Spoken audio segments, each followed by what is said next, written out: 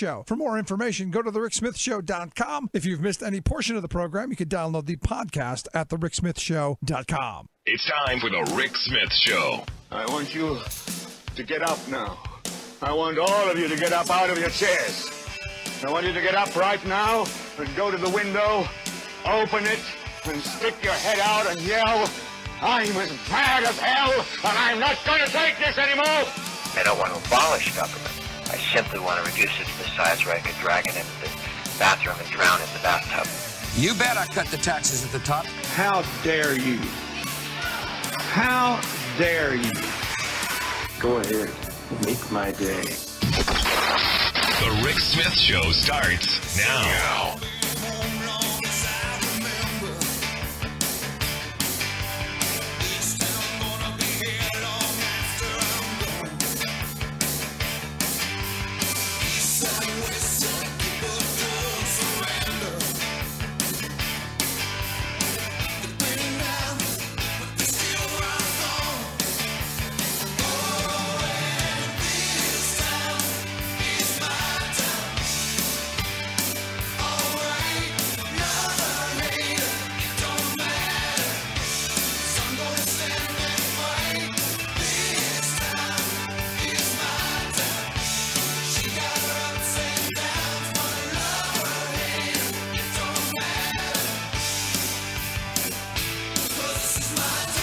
And welcome, brothers, sisters, working class heroes. This is the Rick Smith Show.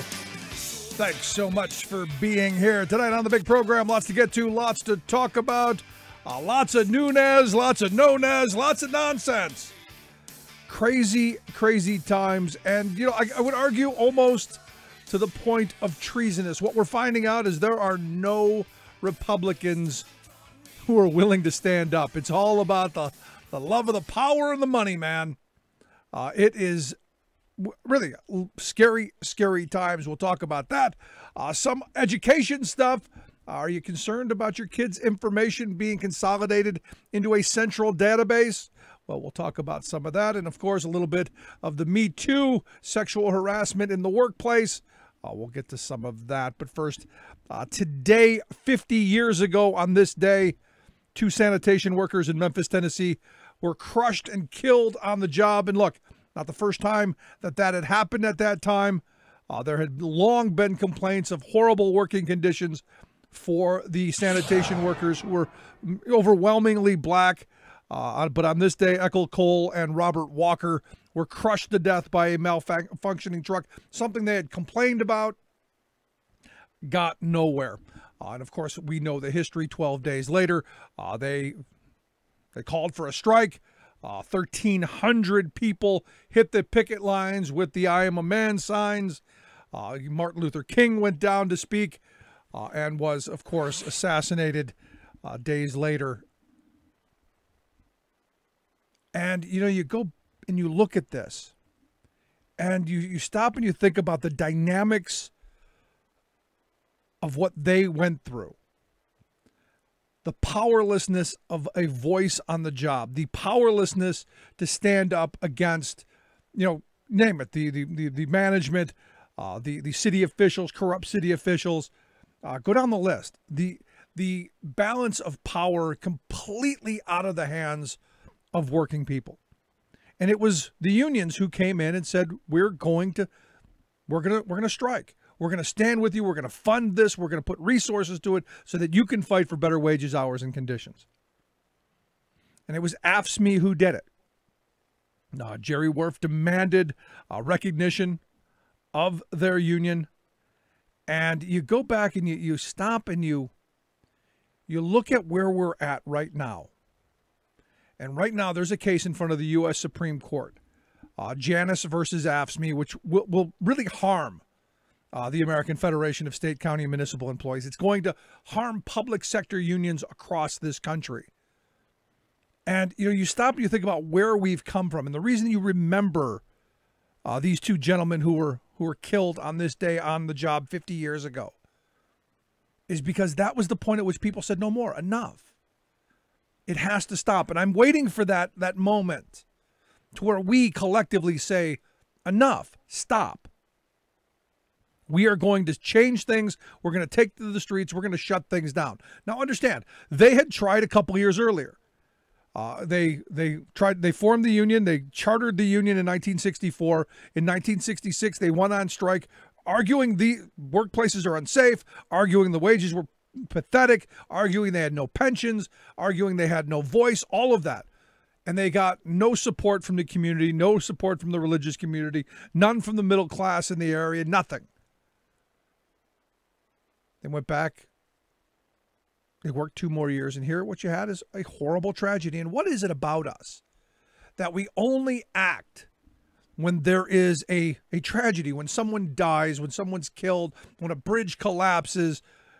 Why is it we only act when there's tragedy, a crisis? Is it that, the hero concept, we're going to rush to do something? Or is it we're just not smart enough to be proactive? I'm not sure. But in looking at where we are at this moment, in looking at where we're heading, and I see us going back to, this is our future. This kind of inequality, this kind of no opportunity to have a voice in what happens. And then hoping and praying nothing bad happens. That mentality. And look, this was prevalent then and is prevalent now. At least I have, as crummy as the job is, at least I have a job. And at some point, collectively, we have to start thinking about all of us. Because, again, I say, this is our future.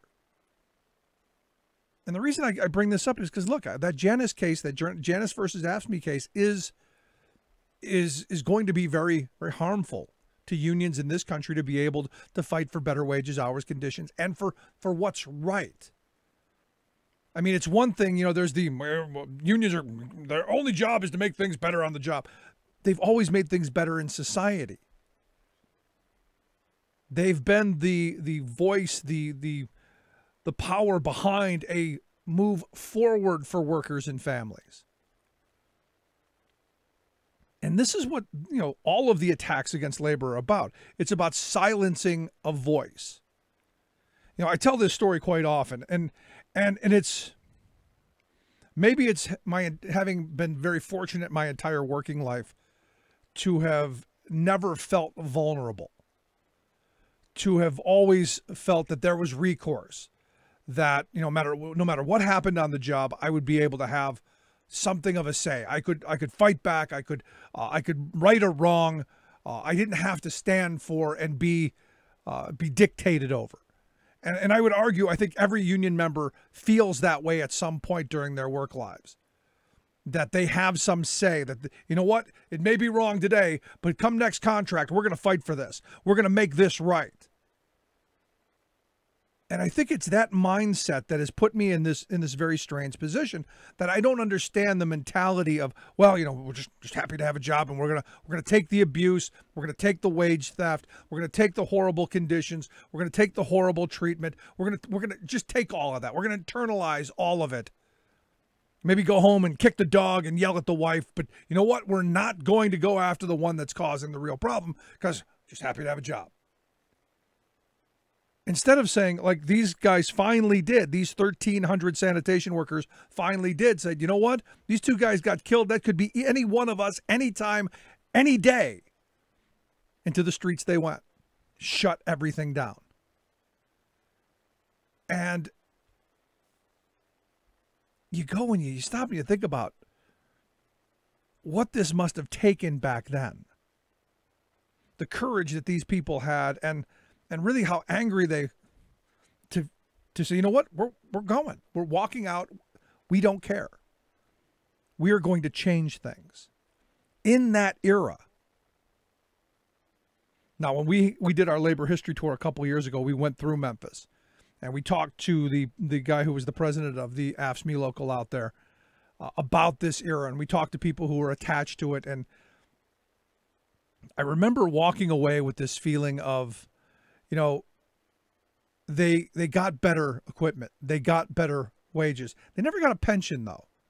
And that was one of those things that just kind of stuck with me. Even after all these years, they still don't have a pension. And understand, Tennessee's a right-to-work state. Public sector workers have almost no rights whatsoever, except in Memphis. And it was one of those things where even in a place like Tennessee, you had workers who had had enough, and were very, very strong. And I wonder, post Janus, because I fully expect the Janus case to be a 5-4 decision. The stolen Supreme Court seat that Neil Gorsuch sits in will be the 5th and deciding vote. I wonder how long it takes for the rest of us in this country, to do what these sanitation workers did. How bad does it have to get? How many coworkers have to die? How much has to happen before we say enough is enough and we step forward and say we're not going to take it anymore? And it's not just on the job. I'm talking about as a matter of society. I've often said, and I've done other programs where people have asked, why are unions so feared by Republicans? First and foremost, there's a lot of money there, and right now that money's going to the Democratic Party because the Republicans are attacking labor. But more importantly, it's about having people who, like I said, aren't going to take it. They're empowered to stand up and ask questions. They're empowered to stand up and say, that's not right. They're empowered to say no more. And what I'm really hopeful for this year and going forward is that we become that society of people who are empowered, of people who will stand up, regardless of where they are and what they do. If something is wrong, wrong is wrong. And we have to right those wrongs, be it on the job with horrible conditions like the sanitation workers, or be it our government. It's a matter of standing up, stepping forward, and speaking out. And I go back to, again, part of my personality, part of who I am is because all of those years, my entire working life, I had that empowerment. And having gone through that, having been that fortunate, I look at others and ask, why aren't you that way? Why do you put up with it? Why do we allow it to happen? And the brainwashing that's going on and all of the attacks that are going on. I always bring up the fact that my grandfather always said that if a rich guy's going to take a buck out of his pocket to tell you don't need something, you need to spend 2 to get it. And I look at all of the money that the Koch brothers and the billionaire class of this country are spending to tell us that we don't need unions, to tell us that we don't need effective government, to tell us that we don't need community, that everything can be solved by them and the profiteers. And it infuriates me and it angers me. And at some point, I keep going back to, when do we? And are we at that moment? Is this moment of the resistance that time where people have just had, way too much of what to eat, and we're done?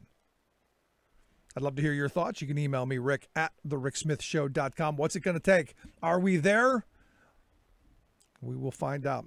Quick break. Right back. Stick around. You're listening to The Rick Smith Show. We're working people. Come to talk. 90% of the wealth. 10% of the people. 90% of the wealth. Where do you fit in? Take a look at yourself. 10% of the people. 90% of the wealth. Where smart policy and sound investment matters. The Rick Smith Show. I'm Rick Smith, and this is Labor History in 2. On this day in labor history, the year was 1937. That day marked a pivotal moment in the continuing Flint sit-down strike. The nationwide strike against GM started in Flint, Michigan in late December. By late January, UAW organizers agreed that nearby Chevy engine plant number 4 had to be shut down. It was a massive facility. It employed 4,000 workers on 2 shifts. The plant superintendent had been firing union activists. Armed guards patrolled every inch of the facility to prevent a sit-down. Union organizers knew there were company spies in their ranks. They planned the takeover by staging distracting job actions at nearby Chevy plants number 9 and then number 6. This would draw the guards away from plant number 4. And so, on this day, just as the day's shift was ending, workers sat down at Chevy plant number 9. The company guards were ready to launch an attack. They began beating and gassing the sit-downers. The Women's Emergency Brigade smashed plant windows to dissipate the gas. The diversion worked. Guards left Chevy number 4 unattended. Workers then turned off all the machines and barricaded themselves in. The plant guards tried to re-enter and were met with pistons, connector rods, and fire hoses. The Women's Emergency Brigade gathered outside the plant and locked arms. UAW organizer Joe Sayan announced, quote, "We want the whole world to understand what we are fighting for. We are fighting for freedom and life and liberty. This is our great opportunity. What if we should be defeated? What if we should be killed? We have only one life. That's all we can lose, and we might as well die like heroes than like slaves." For more information, go to laborhistoryin2.com, like us on Facebook, follow us on Twitter at laborhistoryin2.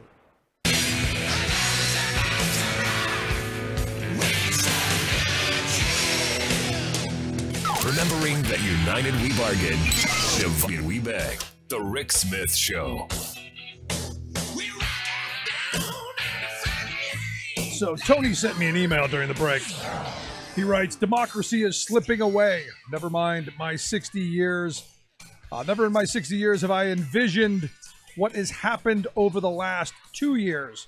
I thought Watergate was bad. The news today wasn't encouraging enough.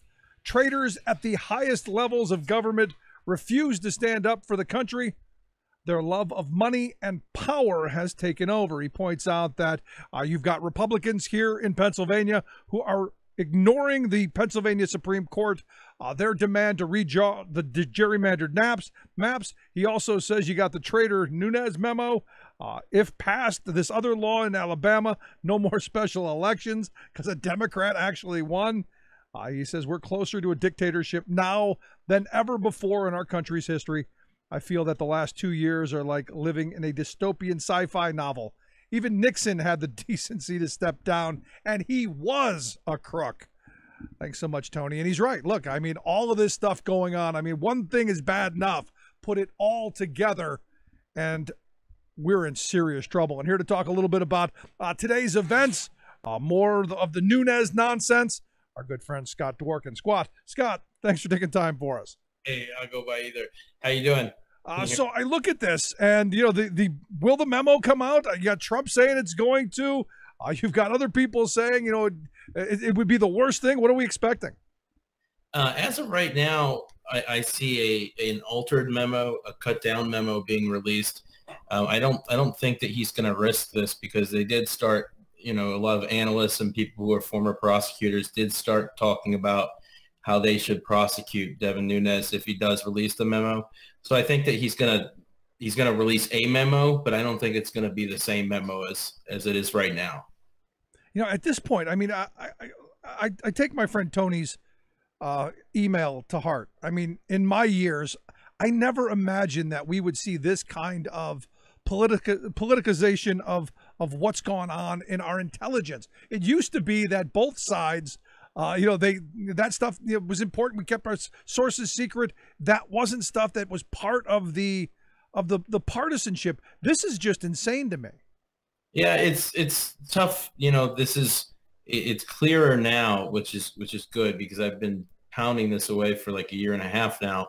But you know, Nunes has always had something weird going on, and if you look back at the timeline, at least once a month, he has clearly obstructed in the Russia investigation. And one of the biggest moments, I believe that Sally Yates eventually testified in front of the Senate, but it was supposed to be first heard in front of him in March of 2017. He canceled that meeting and never rescheduled whatsoever. And it was the same with Clapper. on his committee. There were supposed to be public hearings, and he canceled them and didn't come back. You know, he also had he was the person who spread the whole rumor about the unmasking and Susan Rice. So he was the one who pushed that along. You know, he's moved unilaterally. He sent 2 staffers over there without even British intelligence or Democrats knowing to London to find Christopher Steele.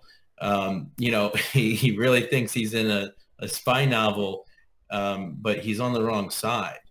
And so I think at first, you know, he thought that he was doing the right thing. And now he's just kind of, he's in this trap of, oh my God, like if I get caught, I'm going to prison. So I think he's willing to do whatever it takes at this point to bury it and try and cover this whole thing up. Do you give him the benefit of the doubt that at the beginning he thought he was doing the right thing? Because I've had people say, you know, maybe the problem here is that, you know, maybe he's in bed with the Russians as well. You know, I've seen, I know that he's been over there with Rohrabacher and whatnot. From what I see, it seems like he and Richard Burr both have their own Russian ties. But it was more of a, you're the chair of the Intel Committee and you're the chair of the Senate, and then you're the chair of the Intel Committee in the House, and I'm going to appoint both of you guys to run my transition. It's just too much of a coincidence at that point, because they were not, they were pretty big supporters, but they were not out there at a constant pushing for him until towards the end. And so I think that he has his own thing going on. He's going to be more part of the cover-up. The actual attacks and working with Russia, I don't think that he played that much of a part, but he's definitely guilty of at least obstructing, you know, every single Russia probe and, you know, and lying to the American public, which I consider a crime and treason. Now, I look at what Tony sent in his email, and this isn't, Tony's not the first one who's written this to me. He's like, you know, the traitors at the highest level of our government, they refuse to stand up for what is clearly, what now is becoming clear to virtually everybody, that there's there, and yet most of the Republican Party, we're seeing not a peep out of them to say this is wrong and to stand up. It's tough because the second that I would say that besides saying he should be impeached, if you truly believe that, you know, if you don't believe, they don't want to believe the fact that dozens of people, and that no memo can discredit this, dozens of their campaign staffers and their White House staffers and their transition staffers met with Russians, the people who were in charge of the attack during the attack, which was benefiting them, and they knew about it. And at that point, it's a crime, it's criminal conspiracy. I think that, you know, when people get into it, the right thing to do is to immediately, you know, go to the FBI. I've worked on, let me just tell you this, I've worked on probably 1,100 campaigns since 2005 in every state across the country. I have never, not even once, talked to somebody who, in regards to fundraising or political organizing or setting up a candidate for any meetings involving any international. And I'm talking about, you know, congressional campaigns, Senate campaigns, presidential campaigns.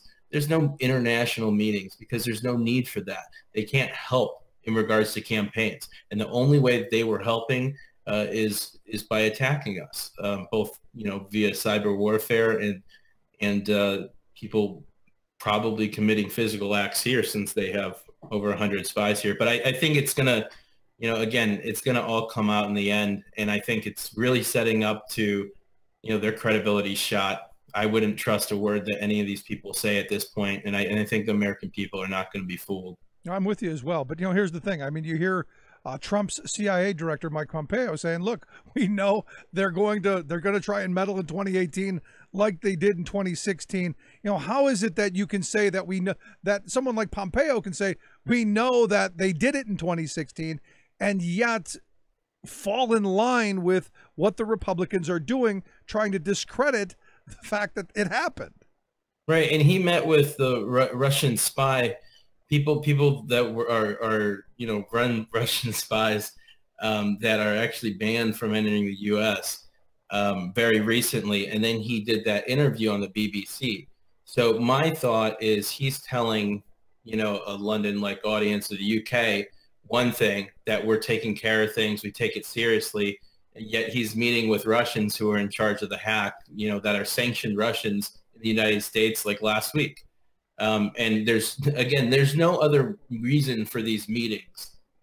There's nothing they can accomplish that would be legal. Well, you can get your story straight.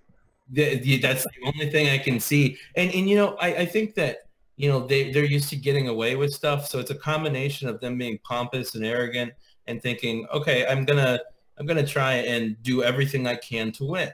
And, some of them probably didn't think what they were doing was wrong. And guess what? That doesn't matter because you're still guilty of committing a crime. I think there's going to be a lot of people around him that, threw him under the bus. And as you see it every single day, the obstruction of justice starts to circle him around. It's like, you get to Hope Hicks and how they have proof of an email that says she said that it would never get out. And so that implicates her in regards to the Trump Tower meeting with Natalia Veltz, whatever her name is, the Russian lawyer. So it's just there's every single character is starting to separate out, and they have their own criminal path. Right. As you do that, it wedges them away from Trump. Well, let me ask you this, because I've had a number of my right-wing friends who are focused on Fox News and all of that, who are telling me that it's not against the law to collude with the Russians. It's not against the law to do that because Hillary did it with other countries too. Hillary did it. Is it illegal? Yeah, so in specific cases, criminal cases like this, there's not a law that can be broken that is collusion, but the slang term that Trump uses is collusion. What he means is conspiracy. Did he conspire against the U.S.? Absolutely. Did he do it with Russia? I believe so. But again, conspiring against the U.S., obstructing justice, things that we are sure that he's done are more than enough to disqualify you from the presidency. Right. Because here's the thing. I mean, it's always anybody who's been around politics long enough knows that the crime is usually much less than the attempt to cover up the crime. Generally, what you did, you wouldn't have probably gotten in as much trouble with. It's the covering up. So the question I go back to is, had he just come out and said, look, yeah, we had people who gave us information and we took that information, it's a campaign. Had he done that, would we be in this place? I mean, I can tell you exactly what I would do.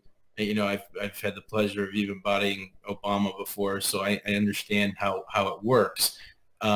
If I got intelligence of any kind, if I got an email from somebody with information on the political opponent, I would take that straight to our FBI. Well, probably the general counsel of the campaign first, and then the general counsel would direct me to where I should go and give that information over. I think I'm tired of letting them off the hook for anything. I'm not going to cut them the benefit of the doubt, on anything, maybe on the previous knowledge of whether or not Russians were involved with the Trump campaign if they didn't know. But at the end of the day, we're talking about, and I've said this many times, but, think of how many people are implicated and how he's, dozens of people have already spoken to Mueller. People have already made guilty pleas. There's people that it looks like Rick Gates is completely flipped today because his lawyers all quit. Yeah. So, I mean, that's usually indicative, since he had a joint sort of agreement with other people who are defendants, it would be a conflict of interest if he's making a deal. And so that's the only thing that I can see is either he's making a deal or someone else is, and they have to choose who they're going to work with. But it was mentioned, I think, 2 weeks ago or last week, things come by so quick, that he was making a deal with Mueller and his team. Rick Gates, that is. Right. That was, for those who don't know, that was Manafort's chief right-hand guy, right? Right. And that's for conspiracy against the U.S. With Russia. So this could mean that Manafort, seeing the writing on the wall, he may be singing like a bird as well. Yeah, I mean, that's going to be a tough one because, I'm not sure how good of a deal he would get. He would have to get no jail time because as of right now, the charges against him he would never make it out alive. Like, he would be in there for the rest of his life. And look, I think all of them should be. If what we're seeing actually comes to fruition, I say we lock up the whole lot, because the damage that they've done, I look at this and we can't even know how much damage they've probably already done by blowing sources. And this memo, to me, the rest of the world, our allies, have got to be looking at us going, we're never giving you guys anything again if this is how you're going to treat classified information.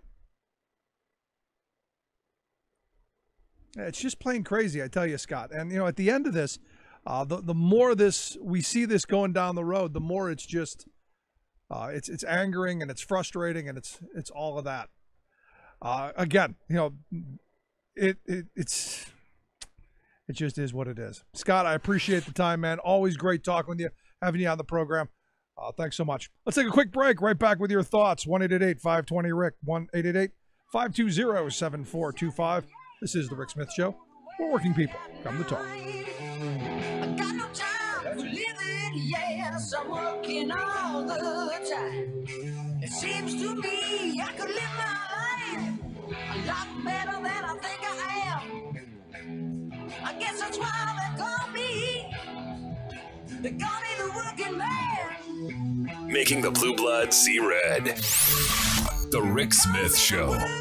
I'm Rick Smith, and this is Labor History in 2. On this day in labor history, the year was 1960. That was the day that 4 black freshman students from the Agricultural and Technical College of North Carolina sat down to make a stand for justice. Ezell Blair Jr., Franklin McCain, Joseph McNeil, and David Richmond visited a whites-only lunch counter at the Woolworth store in Greensboro, North Carolina. They were determined to challenge the racial discrimination of the Jim Crow South. They had planned their actions ahead of time, arranging for media coverage. The A&T 4 took their seats at the counter, ordering coffee and a slice of cherry pie. Soon, police arrived to eject the 4 black patrons. They refused to give up their seats. They stayed until the counter closed, returning the next day with more supporters. The sit-in had been a successful strategy of the U.S. labor movement in the 1930s. It was a powerful tactic to build solidarity, garner public attention, and bring about change. Members of the Congress of Racial Equality had also used the sit-in during their organizing for civil rights in the 1940s. The Greensboro action sparked an unprecedented wave of sit-ins for civil rights. Mass mobilizations for sit-ins swept the South. That year, thousands of black students participated in sit-ins or marched in support of the actions.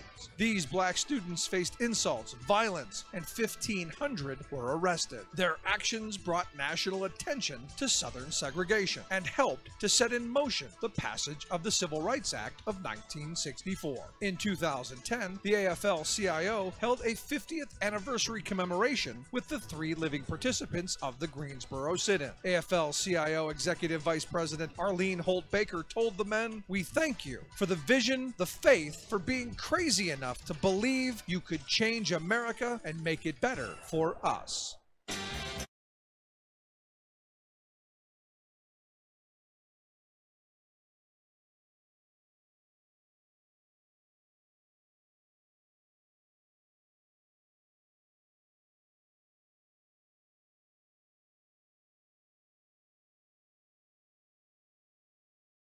Evidently, his 3 lawyers just quit. Just up and said, you know what? Screw this. I'm going home. They have filed with the court saying, we want out. Evidently, they filed a motion to quit. And effective immediately, it was filed by the 3 lawyers in the U.S. District Court of Washington, D.C., as reported by the Washington Post. So you got to wonder, is it they didn't want to deal with a guilty man? They didn't want their careers ruined with everything else? Who knows? Should be interesting to see how that plays out. Anyway, let's find out what's going on around the world. In New York City, Luke Vargas, Talk Media News. Luke, thanks for taking time for us. Certainly, Rick. Glad to be with you. Am I reading too much into that? The lawyers usually don't just up and quit. Well, they could also quit if they don't think they're going to win. I think that's something that could be a play there. I don't know the details of how the Manafort case, though, has proceeded since then. the most important issues of the day. This is the Rick Smith Show.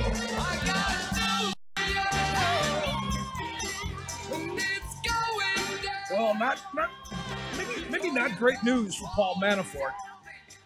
Turns out that his deputy, his right-hand man, Rick Gates, evidently his 3 lawyers just quit. Just up and said, you know what, screw this, I'm going home. They have filed with the court saying that we went out. Evidently, they filed a motion to quit. And effective immediately, it was filed by the 3 lawyers in the U.S. District Court of Washington, D.C., as reported by the Washington Post. So you got to wonder, is it they didn't want to deal with a guilty man? They didn't want their careers ruined with everything else? Who knows? Should be interesting to see how that plays out. Anyway, let's find out what's going on around the world. In New York City, Luke Vargas, Talk Media News. Luke, thanks for taking time for us. Certainly, Rick. Glad to be with you. Am I reading too much into that? The lawyers usually don't just up and quit. Oh, they could also quit if they don't think they're going to win. I think that's something that could be at play there. I don't know the details of how the Manafort case, though, has proceeded since the indictment came down. Yeah, it's interesting that they just up and screw this, we're going home. The Nunes memo. Everything has been Nunes memo, changed memo. Should this guy resign? Should this guy resign? We've been kind of beating this to death. What don't we know now? Well, we don't know a lot until we actually see what the memo says. The 2 points I've been saying over and over again today, and I just trying to prepare people for the contents of this possible memo, is to what extent does Nunes pin the entire, say that the entire bit of evidence that the FBI went to this FISA court to get the warrant to surveil Carter Page. Was it all just about the dossier? Is the Steele dossier, the P-tape report? Because I think what Republicans may be trying to do here, and particularly those most loyal to President Trump, is to paint this picture that the only evidence that the FBI had when they thought there was reasonable suspicion to be looking into the behavior of Carter Page was this memo, the dossier, and that they've sort of tried to compromise by tying some of the money from Hillary Clinton's campaign towards that dossier. It's worth pointing out, though, that multiple parts of this dossier have been confirmed to be true. Of course, the P-tape part aside, and the fact that we haven't linked some of this. One of Trump's lawyers was supposed to be, or alleged to be, a conduit between his campaign and Russia. There are parts of this dossier which have been proved to be true. The fact that Carter Page had met with a man named Igor Sechin, a top Russian oil oligarch. He didn't even admit that to the House Intel Committee until many months later. So he was lying about that, but the dossier knew about that, that the Russians were targeting educated American youth through social media, that Trump had a business dealing with a man in Azerbaijan who introduced Don Jr. to that Russian lawyer who they met at Trump Tower. So this dossier, I don't think can be completely just thrown out. But to what extent does Nunes still pretend or present that this is the only bit of evidence that the FBI was acting on when they went to the court? They've said they had corroborating evidence, but does he say that in the dossier is certainly one thing to look at when it comes out. And the other one is, to what extent does this report from Nunes solely blame or try to lay blame at the feet of Deputy Attorney General Rod Rosenstein, who basically set up the whole Mueller probe in the first place? He has been someone whose neutrality in this whole matter is being questioned by President Trump as a way of undermining the investigation. Does Nunes go and say, yeah, this man appointed not only Bob Mueller, but he also was reauthorizing these surveillance against Carter Page and trying to undermine him that way? Those are the two things that we should look for in the Nunes memo to see truly how partisan it really is. Yeah, and if it does come out, the question that I have is what's in it, and will we be burning any assets or any sources that this information would have been gathered from? And is this going to, is this going to help Putin? Is this going to harm us in one way or another? This just seems to be amateurish. It seems to be purely political and something I don't know. I'm a little, I'm still a little freaked out by the fact that we're using national intelligence as a ping pong ball. classified intelligence, no less. I mean, in highly classified, and it's very possible that some of the intelligence that Nunes points to in order to make his assertions are the kind of secrets that this administration would very much be liking to prosecute people who leak it in other domains. I mean, this has been an administration that has tried to push reporters to cough up their sources, that has been leading these big anti-leak campaigns and criticized people like Ed Snowden and, and Julian Assange for turning over state secrets to the public. Well, here's a willing case of a member of Congress doing it. And if he is doing it for political reasons to defend President Trump, I think that would sort of call into question, just how seriously this classified information is being protected as a blanket statement, or if exceptions are made only when it is of political expedience. Yeah. Now, the transparency part of me wants to see everything. I want to see Nunes's memo. I want to see the Democratic version of his memo. I want to see the information that went into creating both of them. But, from a national security standpoint, in doing that, I wonder how many assets and how much of our underground infrastructure would we blow away. We don't know how much of that is going to be revealed, and perhaps, Devin Nunes wrote this in a way that tries to allude to various bits of intel, but doesn't reveal how it was collected. That would seem to be, if you're going to release it, that would be the prudent thing to do. Let's move along. During the State of the Union, Donald Trump talked about a big, beautiful infrastructure plan. I'm sure the wall is going to be in that as well. But we need to build roads, bridges. We've got more than 50,000 of them bridges across the country that are in need of repair. What are we hearing? What's going on? Yeah, well, President Trump in that State of the Union upping the price tag or sort of dream target for the infrastructure package from $1 trillion, which is what he told Congress last year during his joint address. He's now up to $1.5 trillion. But there was a White House press call with reporters on Wednesday in which they actually said the amount of money the president is going to ask Congress to actually pay here, that the federal government will foot only $200 billion of this $1.5 trillion over 10 years. This is a pretty small amount of money, actually, year to year, coming directly from the federal government. And the goal here, as has been the goal with President Trump's other infrastructure ideas, is you leverage this. So you find a way to, have matching that, for every dollar the federal government puts up, a state or local government or a corporation could put up another dollar. But getting this 6.5 to 1 ratio is very unusual. You don't usually, 3 to 1 is difficult to wrangle sometimes, but 6.5 to 1 starts to get into the realm of the sort of unbelievable. And, I was reading today from Matt Iglesias, who was pointing out, I think, a good note here that, state and local governments oftentimes are bound to have balanced budgets. They can't just dip into borrowing quite the way the federal government can. We have a deficit. It's maybe not the best thing, and but yet it allows us to borrow. I mean, you trade upon the reputation and the ability to pay back loans of the United States government, and you can take out big ticket items. But asking, just ponying up so little on the federal side and then hoping for everyone else to be the big borrowers here is probably not going to generate these sorts of returns. And I will add, in this White House plan, they don't suggest how that $200 billion is paid for. They say it should be offset by budget cuts in other areas, but the White House didn't, take a stand and say exactly what they wanted to see cut. And there was no guidance from the White House on what sorts of projects should be funded. And again, it would seem that maybe the Congress can figure out some of the funding mechanisms. Maybe they can figure out the details of how you wrangle this to get a majority. But the White House is a great place often to come up with the big ideas, to compile the list of projects, to bring in outside experts and get that, have that be part of the content coming from the White House to Congress. It seems this Trump infrastructure plan is basically just a very, very simplified budget, and then he's just asking Congress to do the rest. And I think that suggests this is probably not agenda item number one for the next year. No, and nothing's going to happen. And I've been saying this for a while. It's going to get to the point where it is then so bad that the only way that it can be done is in a for-profit model, and that every road becomes, a toll road or some kind of pay-for-service road. It is the future because we're starving this all the way down the road. We had $1.7 trillion we could have spent on infrastructure, yet we chose to give it away in that last tax scheme.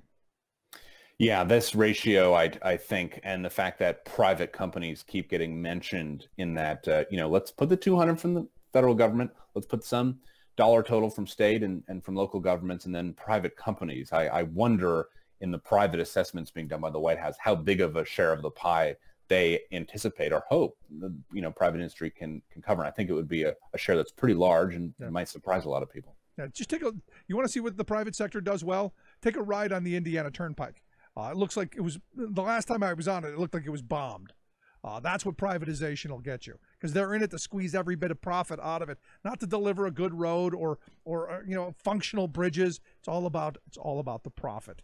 Let's move on. I understand there's some talk of preemptively striking in Syria. Is that right? Well, yes, there was a briefing between senior administration officials and the press on Thursday morning in which they said they believe, according to U.S. intelligence, that the Assad government in Syria is continuing to develop chemical weapons and has likely used them against civilians since last April. Last April was when there was a chemical attack within Syria. U.S. and other Western intelligence pinned the blame on the Assad government. Trump took a few days to figure out what to do and then decided to pull the trigger and launched a bunch of Tomahawk missiles towards an airbase within Syria and took out what they said was a stockpile of these weapons. It is, from the kind of news I see and the reports that come across my desk pretty regularly at the United Nations, there are reports regularly of chemical weapons used within Syria. The blame is often laid with the Assad government, though there are probably other groups in the country that have used and possess chemical weapons now. But this is an interesting statement, because it's one thing to do an attack on an airbase of the Assad government after an alleged attack. It's another one to now say, as was said today, this administration is thinking about a preemptive strike. If we think there's a risk of another attack being carried out, they might think about doing it. And I wonder if they're looking at the Israeli government here, because the Israelis many dozens of times, or many times, I'm not sure if it's over a dozen, but since the beginning of the Syrian war, have flown jets into Syria in the middle of the night and destroyed convoys of weapons that they say are going to Hezbollah. And they often don't announce these things. They leave it to the Syrian government to complain that their convoy was destroyed. They sort of see it as an embarrassment if they have to admit that. So who knows? Maybe the U.S. is moving towards some sort of role in Syria where we're, perhaps carrying out strikes on the Assad government and maybe not even saying anything about it. But I thought this was an interesting issue to bring back into the conversation, one that I don't think we've heard much about since that chemical weapons attack last April. Yeah, especially as we're still talking about what's going on with Donald and Putin, and throw this into the mix, you got to wonder where that goes. Yeah, and I think the likelihood that the Pentagon or President Trump himself might feel the need to want to get a little bit more involved with this kind of strike. You have this incident with Turkey basically going and attacking and killing American allied Kurdish fighters in Syria. So, if there's a situation where we feel a little wounded pride, not feeling like our objectives in Syria are being taken seriously enough, who knows if this sort of outlet of doing a preemptive strike on some Assad military targets doesn't sort of satisfy a president who feels like his policy in Syria is being sidetracked in other domains. That perhaps makes this kind of strike seem a little bit more likely. Let me ask you what's going on in Poland. I understand that they're trying to criminalize Holocaust speech. What is Holocaust speech, and what would the law do? Right. So let me be clear here. This is a law working its way through the Polish Congress. It is, I guess, cleared now both chambers of the Congress and is just waiting to be signed by the president. And it would prescribe up to 3 years in jail for those who blame, let me quote the actual law here because I misstated it earlier, criminalizes any mention of Poles, quote, being responsible or complicit in the Nazi crimes committed by the Third German Reich. Now, at contention here is the fact that after World War II, and this is what the Polish government right now is arguing, after World War II, you had various people who were working with the Nazis, either Germans or Poles, who, as a way of trying to deflect responsibility, their own responsibility for these crimes, started coining new phrases which shifted the blame from the Nazis to the Polish government, saying things like Polish death camps, which is a phrase that has been said many times, and the Polish government in recent years puts out official statements condemning any time this comes out. And what they just don't want is either and this I think we could all agree on, Holocaust denial. They want to make sure, that is not given an audience. They want to correct the historical record and fight, misinformation here. But critics, I think, also have a good argument here, which is that it's subjective. What is seen as a distortion about what actually happened, or what, where exactly you lay the blame of these events from more than 70 years ago. And they're very nervous. The U.S. government putting out a statement, of the U.S. Holocaust Memorial Museum putting out a statement, the Israeli government complaining that this has dangerous implications perhaps for freedom of speech, for freedom of research. If someone is researching for a new book on an isolated massacre in a Polish town where maybe some villagers killed a Jewish family, is even making, publicizing that research going to cause you to violate this new law in Poland? So there are, it seems, valid free speech and freedom of research concerns here that run into pretty good questions about what kind of speech should just be banned altogether. And that's what Poland is wrestling with. But it doesn't look like they're going to take the U.S. and Israeli advice here, and they're probably going to sign this into law. It'll be interesting to see what happens there. I'm not in favor of banning any speech, but we'll see what happens. All right, I guess we lost Luke. Luke, I appreciate the time, man. Great talking with you. Quick break. Right back after this. Stick around. You're listening to The Rick Smith Show. We're working people. Come to talk.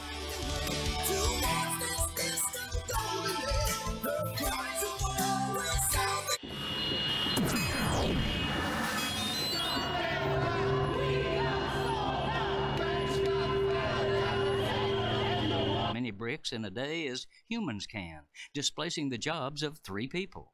Farmers? The first robot farm is opening in Japan, with automatons transplanting, watering, and harvesting their crop. There's also a shepherd robot that can run an entire livestock farm. Also, the jobs of librarians, pharmacists, lawyers, air traffic controllers, doctors, teachers, hospital administrators, bartenders, and so many more are targeted for massive displacement. In just the next 5 years, 6% of all U.S. jobs are expected to be roboticized. This is Jim Hightower saying, why aren't our political leaders and mass media alerting the people to the job-ocalypse that's about to hit us? What do the corporate powers from Wall Street to Walmart have in common? They hate the Hightower Lowdown. You can see why at www.hightowerlowdown.org.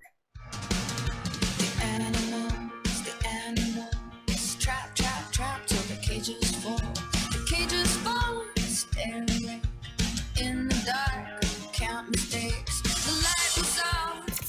Sanity for a change. The Rick Smith Show. The day is new, and everyone is waiting on you. And you got time. So James sent me an email here during the break. He says, Rick, have you seen the latest from Axios? He sent me an article titled Rising White House Fear.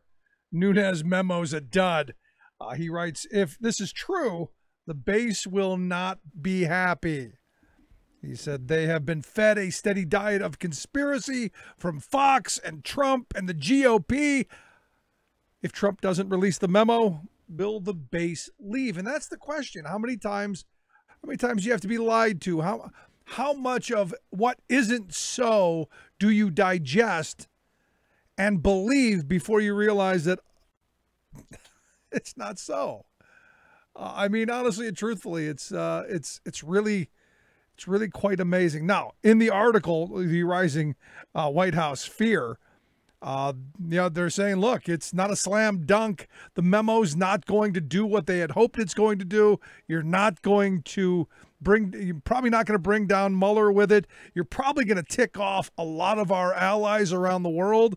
You're probably going to blow some covert operations. You're going to blow some classified information out there.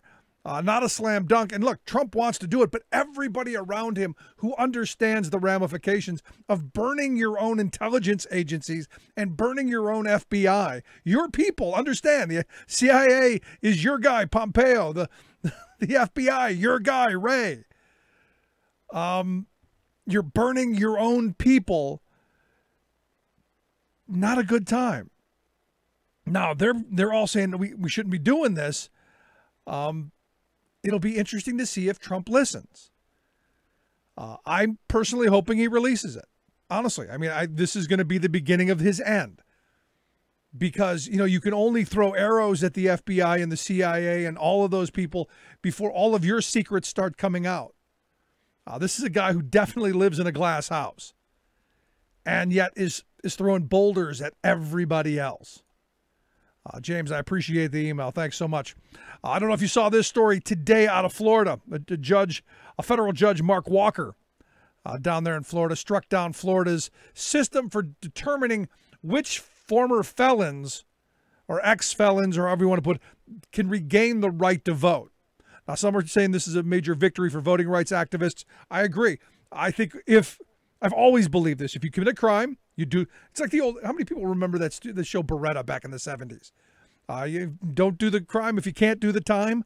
Well, if you do the time, it should be over. You paid your debt to society. You should be able to become a citizen once again. And part of being a citizen is having the right to vote. Florida is one of a few states in this country that once you are convicted of a felony, it's possible to never get your right to vote back again. And Florida's got this weird system to where you basically have to go begging on hands and knees or campaign contributions to the governor to get your voting right back. Because they have this really just bizarre way of coming around it. And this is what the judge ruled against. Not against the whole system of taking their vote away forever, but the bizarre way in which it's returning the right to vote to people. The judge wrote, in Florida, elected partisan officials have extraordinary authority to grant or withhold the right to vote from hundreds of thousands of people without the constraints, guidelines, or standards. He goes on to say the question now is whether such a system passes constitutional muster. It does not. And that's the end of that. Now, there's evidently a vote coming up in November on a constitutional question to restore voting rights to felons. I don't know that I'm all that hopeful that it's going to pass. It'll be interesting to see. I'm of the mindset that if you commit a crime, if you've done your time, you've become a decent member of society, you should have the right to participate in our democracy. I don't believe that one mistake should be the end of you and that's it. Depending, of course, what that mistake is. But if you get out of jail, if you're back in society, you should be able to participate. It just seems that to me. But, again, Florida's a weird place. I mean, you go back to the vote in 2000, you go back, 2004, there were problems. It seems like every year in these southern states, there's something. And Florida just being another one. I mean, look, if you remember us talking with Greg Palast, he came out in 2000 and said, look, what happened there? People were guilty of voting while black. Because understand, 20% of the voting age black community can't vote. Think about that. 20%, 1 in 5. 1 in 5 black people in Florida can't vote because they've committed a felony of one sort or another. Most of them for I would argue, minor drug things. You've got 1.5 million people in Florida who cannot vote because of this. And do you think, honestly, truthfully, stop and think about it, if you're the Republican governor, Florida was like, what was it, 435 votes that they say Bush beat Gore by? Imagine if 1.5 million more people, poor people with convicted felons, who I would argue are mostly poor and people of color. Do you think they'd be voting for George Bush? Think they're going to vote for Republicans? Which is why the Republicans don't want to change the system. If there's a way to keep people from voting, if there's a way from blocking people from accessing the franchise, they're going to do it. Voter ID, all of it, right down the list. This cross-check thing, another part of that. And this is where I keep going back to. We need to really be thinking about what's going on. It's amazing. I got to watch the vote there. But, you look at the opportunity of people to vote and to be part of the system and having it stripped away. It's angering. It's frustrating. It's Florida. Every story starts with a man from Florida. Can we give Florida back? Is that no, I'm kidding. Actually, I'm not. It just seems like all the crazy stuff keeps going on down there. I don't know. But this is, in my view, a decision in the right direction, and one that I think will help people down the road. Because look, leaving it up to the governor, that guy, jeez. Anyway, if you missed any of the first hour of the program, go to thericksmithshow.com, grab the podcast. If you're listening on a station that only picks up the first hour, head on over to thericksmithshow.com for hour 2. For the rest of you, we're going to take a quick break. Right back after this. Stick around. You're listening to The Rick Smith Show.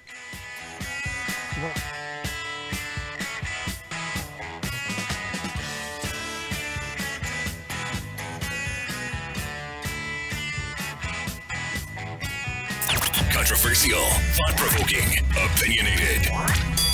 Rick Smith. I'm Rick Smith, and this is Labor History in 2.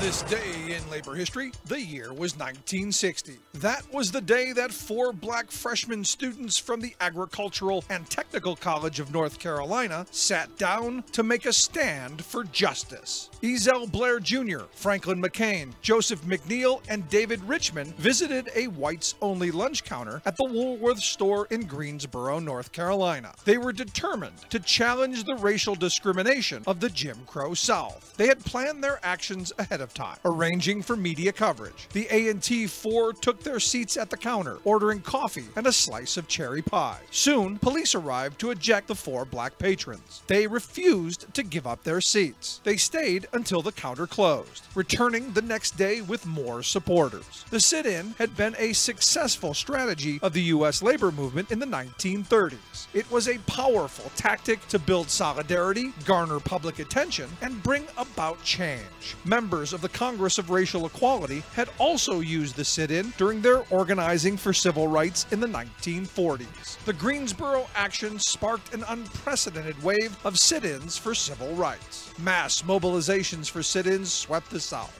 That year, thousands of black students participated in sit-ins or marched in support of the actions.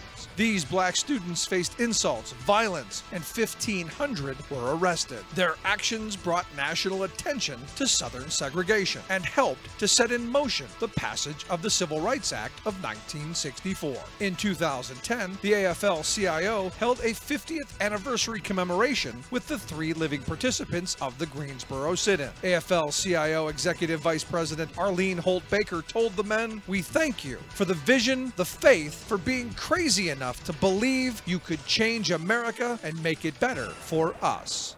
Making the blue blood see red. The Rick Smith Show.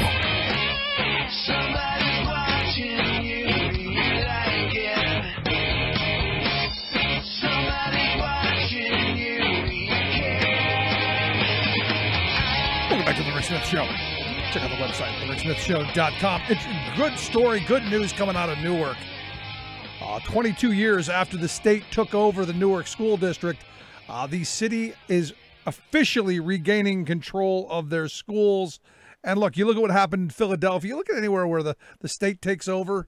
I'm not in favor of it at all. I'm a big fan of local control. The problem, like in Philadelphia, and I would argue in places like Newark and places that have some of the problems that they do, is funding. And then all of the gimmicks that they throw into this. Oh, let's try this latest silver bullet thing that we can, underfund. And then we wonder why it doesn't work. Well, good for Newark. Anyway, I've been one of these people who not thrilled with the centralization of information, especially when it comes to my kids. In fact, you may remember the Patriot Act gave military recruiters access to all of our kids' information whenever they wanted. And we actually have to opt them out of that. And when I found out that there was a push to have a central database of all of our kids' information in one place, I'm not all that thrilled with it. Which is why I've got Lanny Hameson here to come talk about why this is probably not a bad idea. She's the executive director of Class Size Matter and also the co-chair of the Parents Coalition for Student Privacy. Lanny, thanks for taking time for us. Thanks for inviting me. So am I getting this right? There's a push to centralize all of our kids' information, all of their names, address, phone numbers, all that stuff? So there was a big push during the Obama administration to create these state longitudinal databases so that all schools and districts would report to the state a lot of very personal, confidential information. of every student who attends public schools in the state. And most states have these databases. There also has been a push for a comprehensive federal student database for all kids in public schools. That was really promoted by a lot of the corporate reformers, including Bill Gates. And there was a move in Congress to overturn the ban on this comprehensive federal student database. We think because of advocacy of groups like ours and others that the K-12 data is probably not at risk, but there's still a big push to put all college, higher ed, college, and university students into a comprehensive federal database, which we're still fighting because we don't think that it's necessary. We don't want the federal government tracking our kids and essentially surveilling our kids.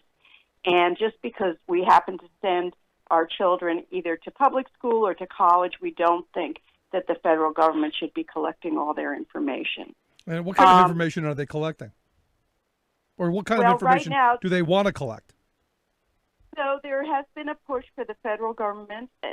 Right now, the states collect names, addresses, grades, test scores, disability information, health information, disciplinary data like suspension rates, and on and on and on. And there's a push for states to collect more and more personal data points for every student in the public school system, and then to track them from birth to through high school to college and beyond into the workforce. And different states collect different amounts of information. There have been proposals for the federal government to do the same sort of comprehensive database that would collect information from all sorts of different agencies and essentially track children from birth onwards all the way through the workforce and beyond. And we're fighting that, and we think that we've won a partial victory in that they now say they want to exclude K-12 data because the outrage has been so fierce. But they're still talking about collecting higher ed data that would include a lot of that information as well. However, that's just one aspect of the privacy problem because more and more schools are actually outsourcing very personal data to vendors of all sorts who are providing all sorts of instructional services and disciplinary services and other operational services to schools and districts. Right. And so districts are outsourcing this private data literally to hundreds of companies. Recently, there was a breach of Edmodo, which is one of these companies that exposed the data of over 1 million students across the country. In New York, we just had a data breach that was announced last week of a testing company called Questar, and they exposed the data of not just New York kids, but also kids in Mississippi, including, in that case, their test score data. And more school districts are also getting hacked into by hackers who are demanding ransomware from school districts and threatening to release the data or to completely incapacitate the computers of schools and school districts. Right now, a school district called Chester County in South Carolina, ransomware has essentially frozen their school district's computers because hackers have gained access and are asking for money in response. There's also Jerome School District in Idaho. Their computer systems are still down nearly 6 weeks after an attack where the hackers are asking thousands of dollars in ransomware.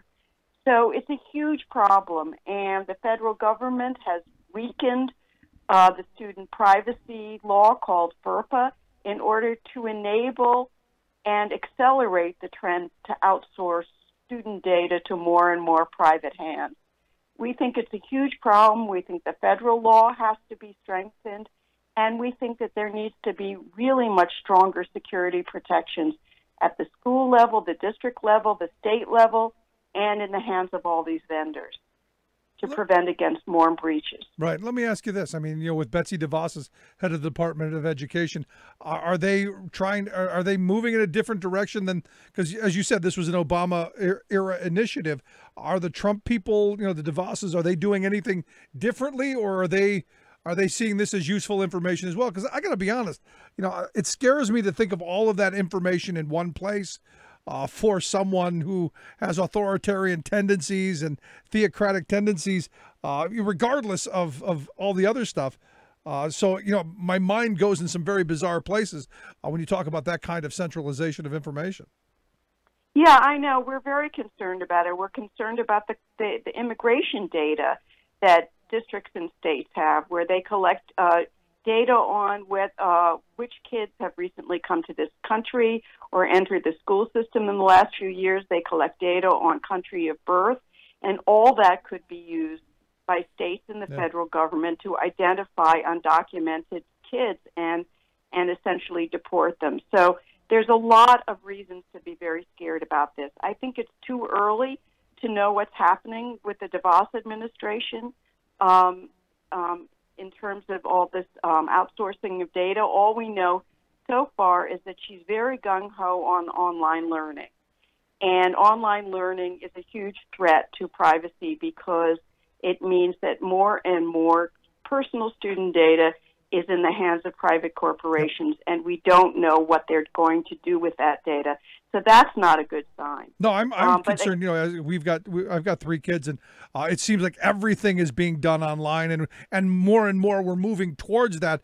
Some of the futuristic scenarios I hear are even scarier because, let's say they get what they want, and in a minute I'm going to ask you what their argument for centralization of all this data is. But my fear is that, as we move more and more to everything being online, everything with a computer, if you centralize all of this stuff, I'm told that virtually every keystroke a kid could make for their entire, academic career could be stored in a database. Every word that they every search they make, every word they type, all of that stuff can be there for forever in perpetuity.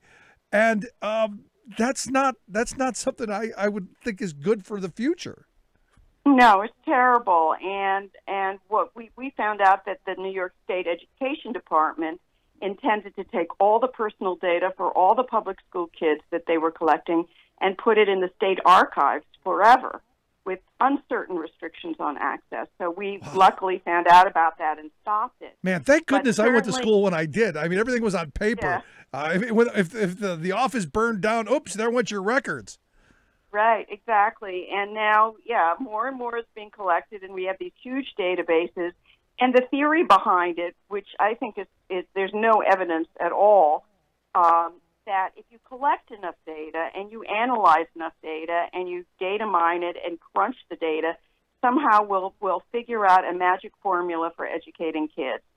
And really, there is no study, no evidence that shows that.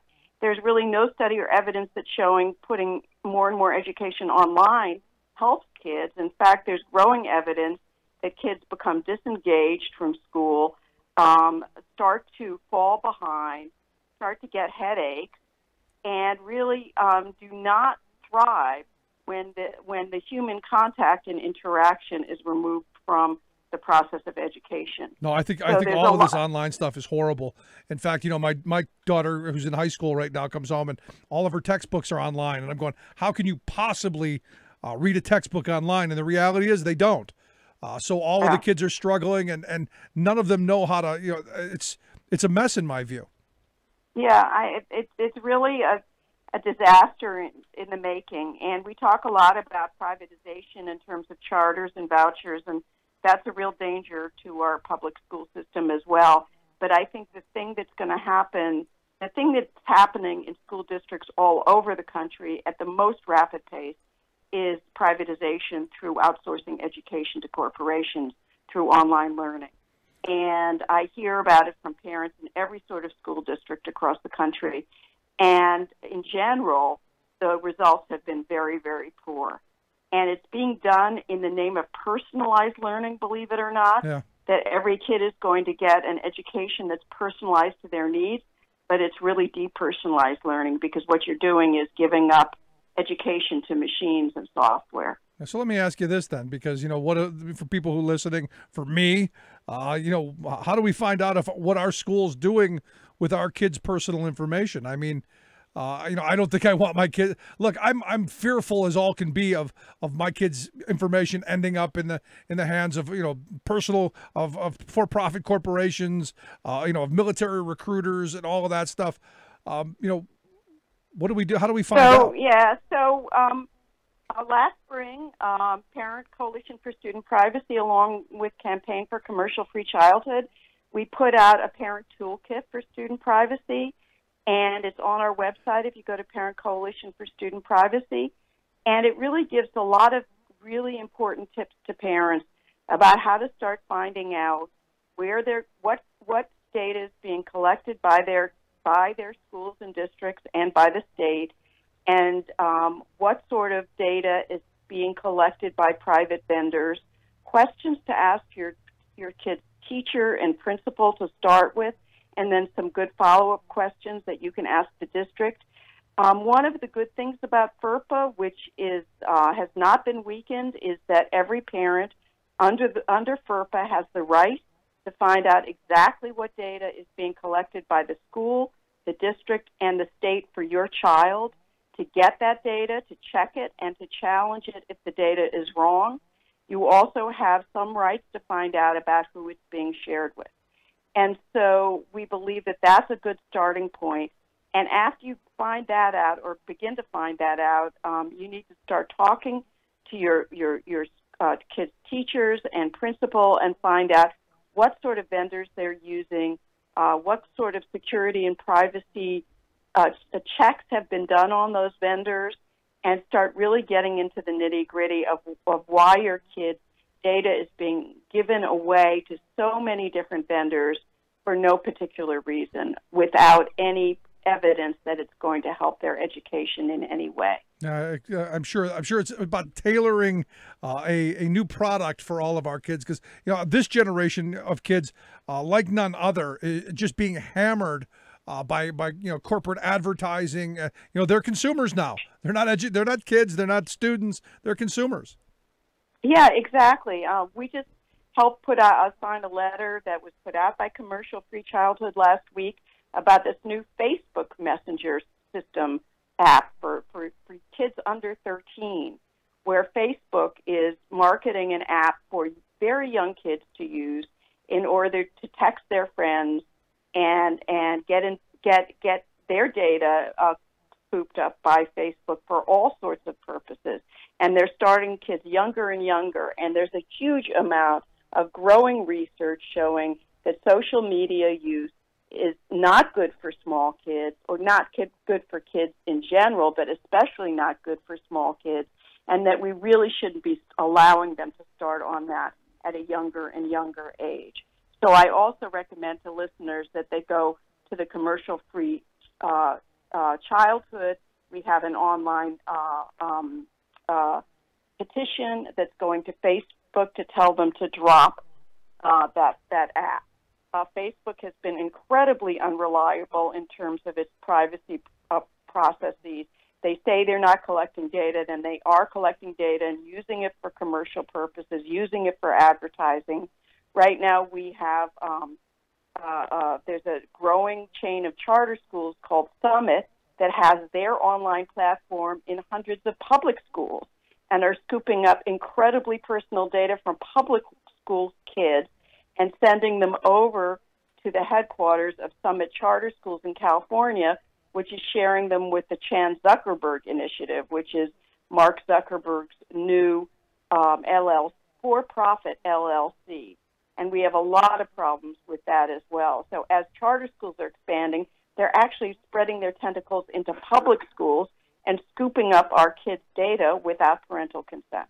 Wow. I mean, angering, frustrating. But the first place to start, right in your own local school, make sure that your kid's data is protected, and find out what. I'm going to make the call myself.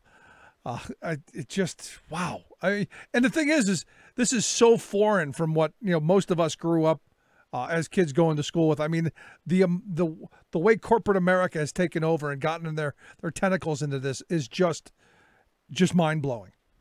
Yeah, I think there are a lot of ed tech companies and technology companies that are looking at the billions of dollars spent on education and really, really want to get their hands in that trough. And at the same time, the Gates Foundation, the Walton Foundation, other foundations, Mark Zuckerberg Initiative, are putting a lot of money in trying to convince the public that this is a good thing for our kids. Not good. And the fact is that there is no evidence that it's good, and there's growing evidence that it's bad, and we really need to protect kids' data if we want their education preserved and their privacy preserved. There you go. Leonie, I appreciate you taking some time for us, sharing this, opening our eyes. Thank you so much. Thank you. Good stuff. Good talking with you. Again, if you want to check out the website, we'll get links at thericksmithshow.com. Just click on Leonie's name, take you right there. Quick break. Right back. Stick around. You're listening to The Rick Smith Show.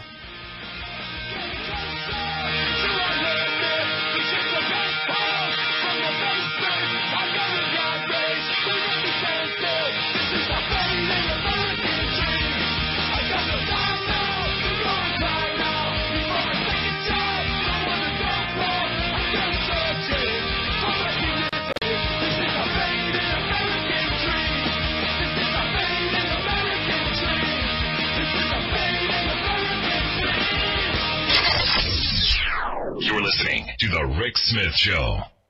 I'm Rick Smith, and this is Labor History in 2.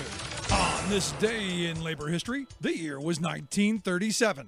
That day marked a pivotal moment in the continuing Flint sit-down strike. The nationwide strike against GM started in Flint, Michigan in late December. By late January, UAW organizers agreed that nearby Chevy engine plant number 4 had to be shut down. It was a massive facility. It employed 4,000 workers on 2 shifts. The plant superintendent had been firing union activists. Armed guards patrolled every inch of the facility to prevent a sit-down. Union organizers knew there were company spies in their ranks. They planned the takeover by staging distracting job actions at nearby Chevy plants number 9 and then number 6. This would draw the guards away from plant number 4. And so, on this day, just as the day's shift was ending, workers sat down at Chevy plant number 9. The company guards were ready to launch an attack. They began beating and gassing the sit-downers. The Women's Emergency Brigade smashed plant windows to dissipate the gas. The diversion worked. Guards left Chevy number 4 unattended. Workers then turned off all the machines and barricaded themselves in. The plant guards tried to re-enter and were met with pistons, connector rods, and fire hoses. The Women's Emergency Brigade gathered outside the plant and locked arms. UAW organizer Joe Sayan announced, quote, "We want the whole world to understand what we are fighting for. We are fighting for freedom and life and liberty. This is our great opportunity. What if we should be defeated? What if we should be killed? We have only one life. That's all we can lose, and we might as well die like heroes than like slaves." For more information, go to laborhistoryin2.com, like us on Facebook, follow us on Twitter at laborhistoryin2. It's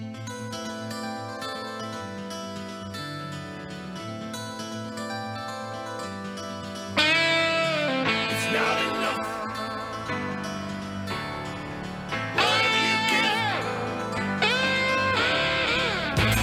Welcome back to the Rick Smith Show. Check out the website, ricksmithshow.com. So, I listened to that. I listened to Leonie's, lay this out. And, we've been talking about the fear of the centralization of our information for a while. It's nothing new. But you start thinking about, collecting kindergarten's test scores. You think about having that data archived forever. That to me, this is the fear of big government. This is where I will then go with the tinfoil hat people that I don't want that information laying around because someone will go, hey, we've got to use it. And that someone is always going to be an authoritarian type or a for-profit type or both. And I would argue we've got both in the White House right now. I look at this move of education to everything being online. And, last summer I went to a an event where they were talking about the future of what education is going to look like. The high stakes standardized tests, we now realize, are a complete failure. They've realized they're terrible. It makes kids crazy. It makes families upset. We've opted our kids out of them. So what they're going to go to is not just one big standardized test that will be tracked, but a whole bunch of them. Weekly, daily, every day, all computerized, to where every keystroke is analyzed, every keystroke is collected, and it's, to me, we've taken this idea of logistics just a bit too far. We've taken this idea that we can weed out all inefficiencies a bit too far. Look, if you're figuring out how to make an assembly line at a car manufacturing plant work better, maybe these kind of things you'll do. But a kid's education, I don't know, because I believe education is about more than just what you learn. It's about more than just what's on the page. It's about learning how to learn. And this is what I tell my kids. It's about learning how to, and learning to love to learn. Because their generation, like none ever in the past, they're going to have a lifetime of learning. They're going to have a lifetime of having to go back to school and having to learn new things and be open to new stuff, because technology is changing so rapidly. And I don't see a point where it stops. Maybe it happens. Maybe we turn into Luddites and start smashing things. I don't know. But this generation, they've got to be able to critically think. And it's beyond just what keystroke to make. And it's beyond just being robotic. It's quite fearful to me about, what the future for these kids, what they have. Given that everything that I see coming out in the education world, it isn't student-centric. It's profit-centric. It's all about how much money can we get. The fact that she said there's all of these vendors holding our kids' information, that should scare every one of us into action. I remember right after the Patriot Act was passed, it was one of the things that I found out, later, but it was one of those things of going, really? That can't be in there. Military recruiters have access to your kids. They just go to the high school and they take your kid's address, their phone number, everything. They can contact your kids without your permission because they have access to all that information. Their email addresses, all of that stuff. And, the idea, get them young. Start talking to them young. And look, I'm not against people joining the military. I think it's a good thing. That's what you want to do. But you don't start going after them in 5th, 6th, 7th, 8th grade. If at 18 they decide, you know what, I want to join the military, God bless them. But you're talking to 10, 12-year-olds, I don't know. Having all that data available, centralized in one place, I don't know. Interesting stuff. Big story. Harley Davidson out in Kansas City, they're laying off 800 of their employees. And, we knew this was coming. I mean, this has been a story I've been watching for a while, but they've announced that they're going to close the plant in Kansas City, 800 people out of work. Now, what we've been seeing the all the right-wing groups going crazy over all of the companies giving bonuses, and they're all saying it was Donald Trump's tax plan, it was Republicans' tax plan. We're going to give, Home Depot is going to give people up from $250 to $1,000 a bonus, and everybody's giving out bonuses and all of this stuff. And I would argue most of them were probably going to give something anyway. It's just now we're politicizing it. Interestingly enough, the head of Harley Davidson, the CEO, said, you know what, Trump's partially to blame. I was literally shocked when I heard it, but he said Trump's partially to blame because they walked away from the TPP. They walked away from the trade deals. They blame, this is, how insane and disjointed our trade has been. And there's no real, and what they're saying is there's no way forward. It doesn't look like, they were kind of holding off, but it doesn't look like there's really any way forward. So interesting to me that during this moment, the CEO of Harley-Davidson is coming out and breaking the narrative. Because you've seen it. The narrative's been about all these wonderful, benevolent corporations who are just sharing the wealth. And you go, oh, yeah, they're going to get billions. And they're going to hand out $250. Kind of reminds me of the Bush Prize. We all got our $300 Bush Prize. But if you were in the top 1%, you pocketed, $1.5, $2 million. How idiotic are we? Shows how I guess it shows how easily we're bought. Interesting times. I'll take a quick break. Right back after this. Stick around. You listen to the Rick Smith Show. The bills are creeping through the door. It's desperate times, so desperate measures we explore. Marching on the Capitol to lobby leaders for involvement. 3,000 people screaming out, "Where's our government?" Lawsuits and arraignments, members under company surveillance. Public divided, either they love us or they hate us. Profit billions off our back, and it's still not enough. They should have took into account that we never give up. We'll be here one day longer. One day longer. The people's voice is stronger.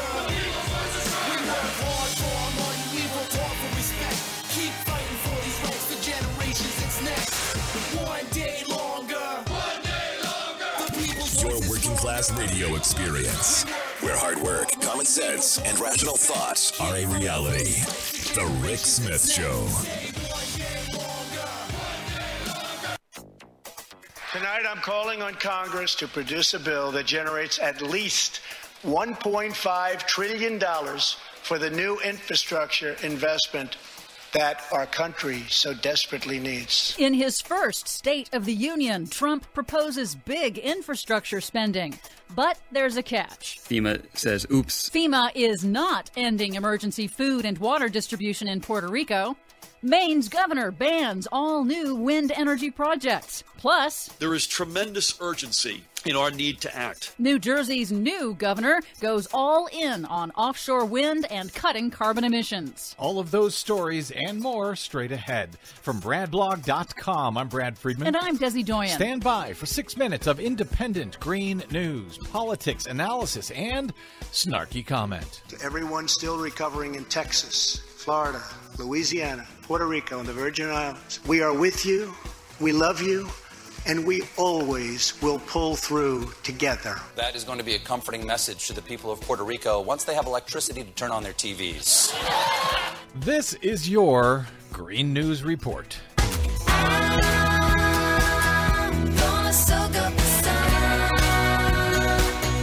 Okay, Desi Doyen, big news with Trump's first State of the Union address, but bigger news, I think, in Puerto Rico. Yes, some very good news. Contrary to news reports, FEMA says it is not shutting off food and water aid to Puerto Rico. A FEMA spokesman said Wednesday that an official mistakenly said distribution of emergency food and water aid was going to conclude. That caused a huge uproar since, of course, nearly 1 million Puerto Ricans are still without electricity more than 4 months after Hurricane Maria hit. It was not a mistake. They announced they were going to stop emergency food and water to Puerto Rico, but I'm glad they've backtracked. So, indeed. I'll shut up. Meanwhile, President Trump said nothing about climate change or the environment in his first State of the Union address on Tuesday. I'm shocked. But he did praise himself and his administration for rolling back clean air and clean water regulations and undoing President Obama's climate and energy policies. And he also apparently doesn't include the booming U.S. clean energy industry in his definition of American energy. We have ended the war on American energy, and we have ended the war on beautiful, clean coal. Now, it's an inconvenient truth that the U.S. coal industry remains in terminal decline because of the U.S. natural gas industry and the rise of renewable energy, and the Obama administration is responsible for the tiny amount of clean coal technology that currently exists in the United States. Trump also floated an impressive-sounding $1.5 trillion plan to repair the nation's aging infrastructure. But there's a catch. There's always a catch with this guy.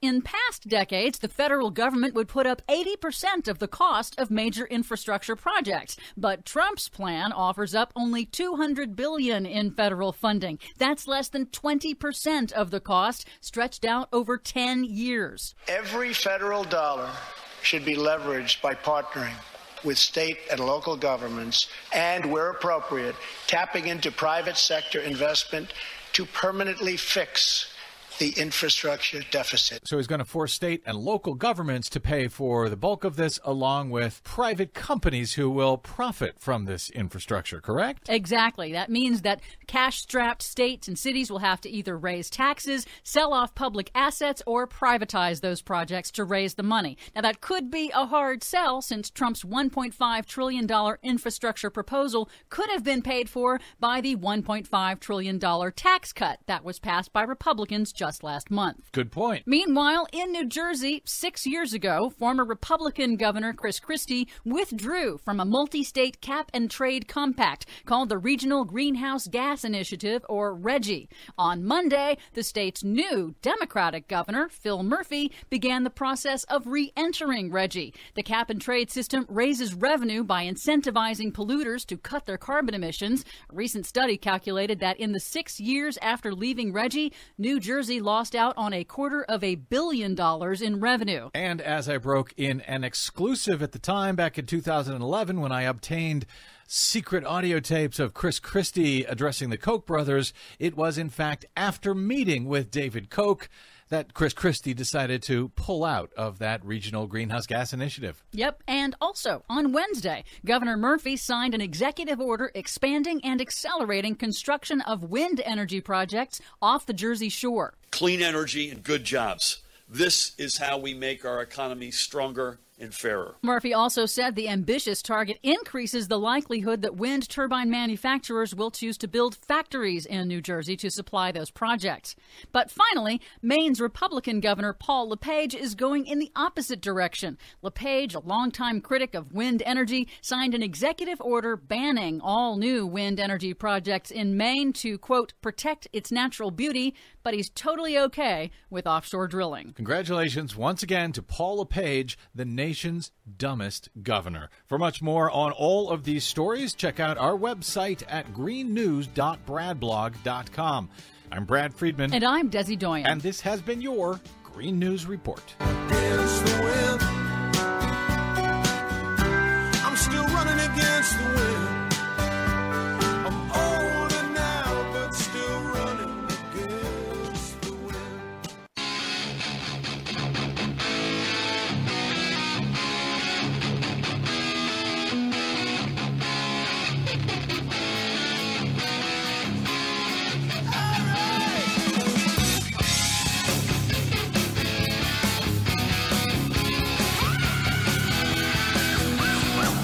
Welcome back to The Rick Smith Show. Check out our website, thericksmithshow.com. Questions, comments, something on your mind, you can email me, Rick, at thericksmithshow.com. You know, as we've been talking about for a while, you see the explosion of the Me Too movement and women saying, you know what, I've had enough of you know what. I'm not putting up with it anymore. And I've been saying for years, the way that this should have gone down years ago is you should have organized. Join unions, stop workplace harassment, and you know, the whole just say no thing, fight that. I like it. It's one of these things where, as I've said for years, you need the power of numbers and the power of organizing, which is why I've asked Josh on Fry to come talk with us. She's written a great couple of pieces, one on how to combat sexual harassment in the workplace and another one on the policies that we may need to do just that. Jocelyn, thanks for taking time for us. Well, happy to be here. Thanks for inviting me. You know, this is, I got to be honest, as a guy, this is kind of a tough subject because, to be honest, you know, we're kind of the reason for all this, I would argue. Well, you know, I think it's a hard subject for a lot of folks, which is why we're still dealing with it, you know, almost 30 years after sexual harassment was declared illegal. And, you know, it's important for men to engage just like women. You know, the reality is that sexual harassment is not just a women's issue. You know, if you look at the data, while it is certainly true most of the claims are brought by women, there's also a significant chunk that are brought by men. So I think it's important for everybody to take the issue on as their responsibility. Yeah, but here's the thing. I mean, I don't think anyone wants to be, obviously not the victim, but they don't want to be the person who's harassing someone. I don't think most people want to be that. There's part of me that thinks some of the societal norms that we've grown up with is part of this, and you know, some of the you know, the way our grandparents and our parents, you know, kind of push things along. That's part of it as well, don't you think? You know, I think that's a piece of it. I always start by saying, you know, even though sexual harassment has the word sex in it, it's really not about sex, and it's about power. It's about the misuse and abuse of power. So I think as a threshold matter, it's important for people to get that people who are really engaged in sexual harassment, at the end of the day, are people who are really trying to leverage and misuse their power in a way that's illegal and discriminatory. That being said, you're absolutely right. Our norms and culture has changed enormously, and what may have been tolerated 10, 15, 20, or 30 years ago is something that we now reject. And so I think they're both things that are happening simultaneously. Because we hear a lot about, you know, well, now we can't flirt around anymore, and now, you know, all of that, we're going to have to put men and women in different areas, and there, you know, there's some segregation. I've had friends say, maybe that's what we need to do, and I don't have the answers, but you've got some ideas. Well, I don't think we need to, you know, segregate people, nor do I think we need to limit the ability of people to engage, you know, in a social manner. I think that really what this conversation is about is when it comes to sexual harassment, what's proper in the workplace and what's not. And, you know, when you start talking about how do you combat sexual harassment in the workplace, you really have to think through, you know, what are the norms that we expect in the workplace today? This is about modern workplaces where people should be respected equally. And it starts with, you know, when I talked about the piece that you referenced, I talked about zero tolerance policies and leadership from the top, and you know, making sure that the rules that are in place are enforced vigorously. Like, these are sort of obvious things, but you know, our times have changed, and we need to understand that our workplaces are not necessarily you know, the same as you know, social interactions outside of work. Those are two different things. Should you even see? It's always been my view. You never date at work. You never get involved with anybody you work with, because it never ends well and it never goes well. Well, you know, I think, you know, I understand why people take that position. There certainly are employers who have specific rules about that. From my perspective, it's less about having those types of rigid rules, but just understanding the difference between operating in the workplace and operating outside of work. And the reality is that, you know, if a relationships happen at work, there can be confusion, there can be disagreements, and what people, you know, may say this is a consensual situation, but years later someone says, you know, I really didn't like it because it was my supervisor. You know, I think those are the risks. And so anybody in a work situation should be thoughtful about whether or not any sort of romantic relationship makes sense, particularly if there's a difference in terms of power or the level of employee. Yeah, especially if you're dating your boss. I mean, there's, again, nothing there. Because as you point out, this is about power. And, you know, so how does it work then if you're talking about sexual harassment among peers?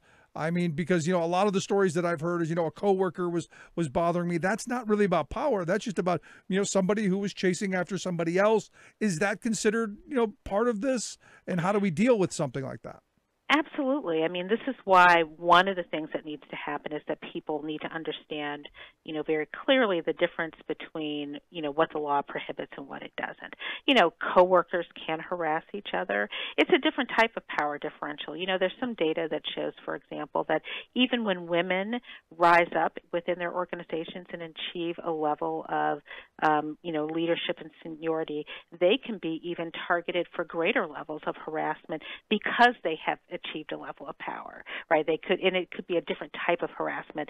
It's not simply that it's sexual in nature. It could be sex-based. They could be demeaned or talked about. Women can't do these types of jobs, disrespected, right? So harassment has different forms, and the power differential can work in a lot of different ways. And so what people should be focused on is what type of conduct is considered illegal. Is it sex-based? Is it unwelcome?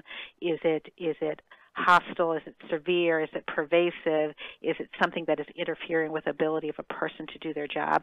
Those are the measures that people need to look at to determine, is this harassment, and is it something that I should not be engaged in? Yeah, I mean, but here's the question, and I've had construction worker friends who say that, you know, there have been women who have come on the job and they just can't do it. Physically, they can't lift, 100-pound bags of cement and climb ladders, and there's that kind of mindset. But by saying something like that, is that considered part of what you're talking about? Because look, I've had women tell me there are jobs that I can't do. I don't take offense by it. I agree with them. There's a lot of things I can't do, and more importantly, a lot of things I don't want to do. So how do you balance that? Because what I'm trying to get to is I'm trying to figure out where we're going. Right. I don't have all the answers, but I have to ask a bunch of questions, and to find out which direction we're looking at, what problems there are. Because look, I'm an old white guy. I've never been sexually harassed. I would have never tolerated it. If someone would have given me a hard time, chances are I would have gone off on them. So this is a dynamic that, as a white guy, I just don't get. Right. Well, I mean, I think where we start is, I said earlier, is really understanding the difference between what the law prohibits and what it doesn't.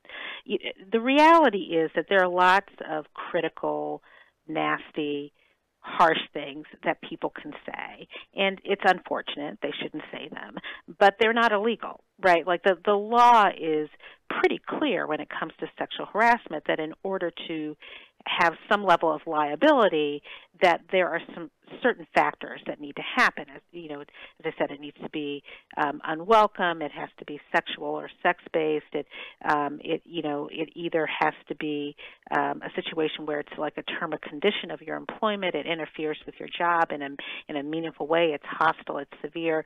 It's specifically designed so that it weeds out things that are, even if they're bad or uncomfortable, are not at the level of severity that can be considered a violation of the law. So that's the first thing. And, I would say it's really critical for any employer to do regular education of their employees about this is what's permissible and this is what isn't. I think in terms of sort of commentary about people's relative experiences or ability to do the job, it's all in how it's said and how it's delivered, right? Like if your statement is women can't do this work, that's problematic. If the statement is that we need certain types of skills and some people can do this and some people can't, that's a different type of a statement. But what you can't make is broad generalizations about Right. people because of their gender or their race. Okay, I mean, it makes sense. But, at the end of this, I mean, look, I've got 2 daughters, and I don't want them to have any barriers or any, harassment or any of the things of the stories that I've heard. Because I got to be honest, you read some of these stories of the people who have come forward and bravely shared their stories, and it's heartbreaking, it's angering. And look, I want no part of anyone's daughter or any woman to have to go through that. So I think now is a time to have these conversations, as uncomfortable as they are. Right. I think that's absolutely right. And that's really to your point about where we need to go. And, we do need to think about what are the types of steps that we can take to make sure that the workplace, whether it's for your daughters or your sons or spouses or friends, are ones where people can be successful as they want to be. And these types of barriers really have no place anymore. So, that's what, we've been trying to focus on and talking about, concrete measures, making sure that people have good information, that they have policies, that they're not retaliated against, that the laws are enforced. These are things that policymakers can take action on immediately to really start making a difference in the workplace for workers. So your focus mostly on the workplace. If someone had a bad date and things didn't go one way or the other, are we talking about that, or are we simply talking about workplace stuff? Well, I think that's an important point because, in the broader conversation about the Me Too movement, a lot of these issues have been brought in. So it's not just about sexual harassment in the workplace. It's also about issues around sexual assault and, dating violence. And it's important to distinguish those cases. They're both important, but they're not the same. The laws are different and how we handle them are different. But all of it needs to be part of, I think, a much broader public education effort so that we are able to make good choices and distinguish between things that are violations of the law and things that are not. Right, because, there was just this story of, there was a dating thing that, I forget the actor's name or whatever, if he was an author or whatever. And, as I was reading through this, and I'm in no way trying to demean the woman who came forward, but I kept reading through this and I go, if you were going farther than you wanted to, why didn't you just say stop, get up, leave?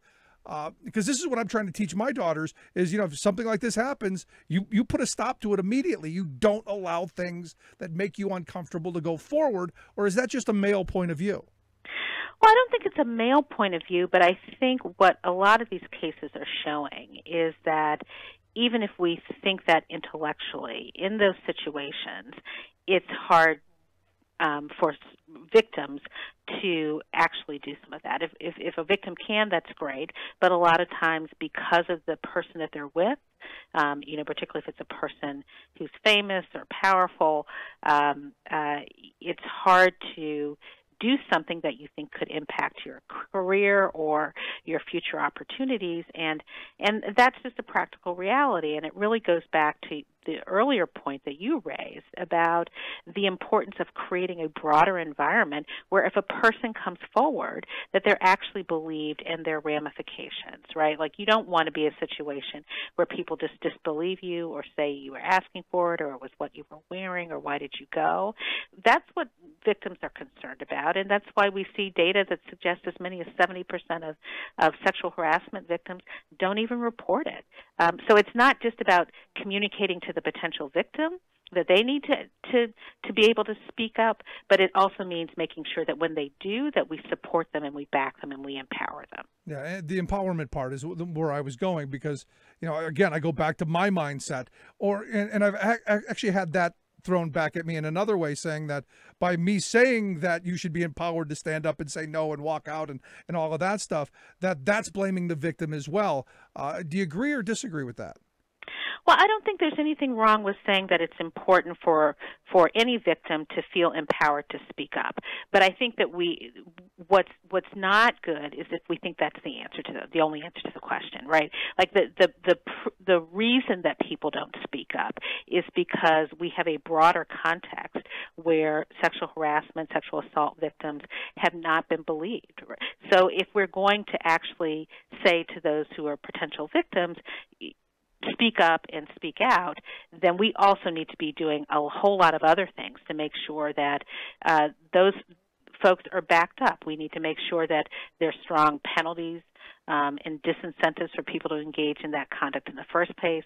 We need, greater levels of enforcement and accountability. The answer can't solely be about victims because it sort of ignores where the problem is arising in the first place. There you go. If you want to take a look at the articles From Politics to Policy, Turning the Corner on Sexual Harassment, and also How to Combat Sexual Harassment in the Workplace, we'll get links at thericksmithshow.com. Just click on Jocelyn Frye's name. Jocelyn, it was great talking with you. I appreciate you sharing a little bit of your thoughts and listening to my ramblings. Oh, well, that's great, and happy to do it. Thanks so much for having me. Good stuff. Thank you so much. I'd love to hear your thoughts. You got thoughts, questions, comments? Email me, rick@thericksmithshow.com. Quick break. Right back. Stick around. You're listening to The Rick Smith Show. For working people. Come to talk. Think of all the roads, think of their crossings. Taking steps is easy, standing still is hard. Remember all their faces, remember all their voices. Everything is different the second time around. I'm Rick Smith, and this is Labor History in 2. This day In labor history, the year was 1960. That was the day that 4 black freshman students from the Agricultural and Technical College of North Carolina sat down to make a stand for justice. Ezell Blair Jr., Franklin McCain, Joseph McNeil, and David Richmond visited a whites-only lunch counter at the Woolworth store in Greensboro, North Carolina. They were determined to challenge the racial discrimination of the Jim Crow South. They had planned their actions ahead of time, arranging for media coverage. The A&T 4 took their seats at the counter, ordering coffee and a slice of cherry pie. Soon, police arrived to eject the 4 black patrons. They refused to give up their seats. They stayed until the counter closed, returning the next day with more supporters. The sit-in had been a successful strategy of the U.S. labor movement in the 1930s. It was a powerful tactic to build solidarity, garner public attention, and bring about change. Members of the Congress of Racial Equality had also used the sit-in during their organizing for civil rights in the 1940s. The Greensboro action sparked an unprecedented wave of sit-ins for civil rights. Mass mobilizations for sit-ins swept the South. That year, thousands of black students participated in sit-ins or marched in support of the actions. These black students faced insults, violence, and 1,500 were arrested. Their actions brought national attention to Southern segregation and helped to set in motion the passage of the Civil Rights Act of 1964. In 2010, the AFL-CIO held a 50th anniversary commemoration with the 3 living participants of the Greensboro sit-in. AFL-CIO Executive Vice President Arlene Holt Baker told the men, "We thank you for the vision, the faith, for being crazy enough to believe you could change America and make it better for us." From United Nations headquarters in New York, this is your World in 2 Minutes. I'm your host, Luke Vargas, for Talk Media News. The British government is scrambling to respond to a leaked analysis showing the financial impacts of Brexit. That analysis, obtained by BuzzFeed, shows only one sector of the British economy, agriculture, would benefit from Brexit compared to major losses for retail, manufacturing, and financial services. The report also showed no UK region would benefit from Brexit and that Northern Ireland would be particularly hurt. Even in a best-case scenario known as a soft Brexit, in which the UK would remain a part of the EU's single market, the economy would still contract by 2 percentage points over the next 15 years. The United States is condemning a new law working its way through the Polish Congress, making it illegal to pin blame on Poland for parts of the Holocaust. Those in favor of the law, including Poland's president, claim it protects historical truth and fights Holocaust denial, while critics say it whitewashes history. The director of the United States Holocaust Memorial Museum said this week that, quote, "In order for Poland to continue to be a leader in Holocaust scholarship, the government should allow open-ended debate and research and the healthy discussion it generates." And France is poised to start doing business with Iran in a way designed to circumvent U.S. sanctions. The U.S. currently bars global firms from certain types of transactions with Iran if that trade goes through U.S. banks or is conducted in U.S. dollars. But a workaround put together by France's state-owned investment bank would involve the issuing of euro credits to Iranian firms and keep all Americans out of the transaction. By one assessment, that arrangement could free up between $1 and $2 billion in investments to flow to Iran. According to a report by Reuters, Italy, Germany, Austria, and Belgium are considering similar plans as France that would allow them to do business with Iran and avoid American scrutiny. For more global news headlines, visit TalkMediaNews.com. Remembering that united we bargain, divided we beg. Rick Smith. To this battle, take my Union gun. Gonna end this world of slavery before this war is won. You're bound to lose. You fascists are bound to lose. And well, the chaos continues as the White House is worried the FBI director is going to resign, going to quit over a possibility of the release of the memo. You stop and you look at all of this stuff. They've dug themselves into a really, really deep hole. They've cornered themselves pretty well. And look, you've got people leaving the administration like rats scurrying from a ship. I mean, and I shouldn't put it that way, because some of the people who are resigning are career diplomats and career people who really, honestly and truthfully do love the country and want the best. And maybe by leaving, drawing attention to the fact that this administration's really blankety blank this country up. And you look at what's going on in in South Korea, where you've got this top diplomat who's he's gone, and they don't know what to do. I mean, it's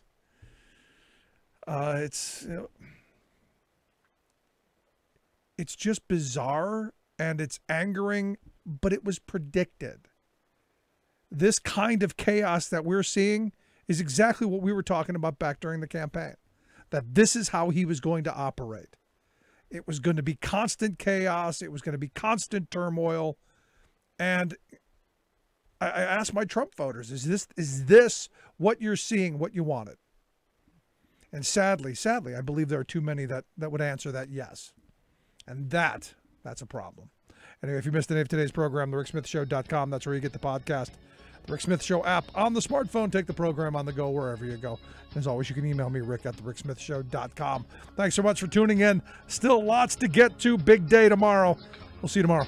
You've been listening to The Rick Smith Show. Together, we can make America better. Email rick@thericksmithshow.com or interact with us anytime at thericksmithshow.com. Until next time, this has been The Rick Smith Show, where working people come to talk.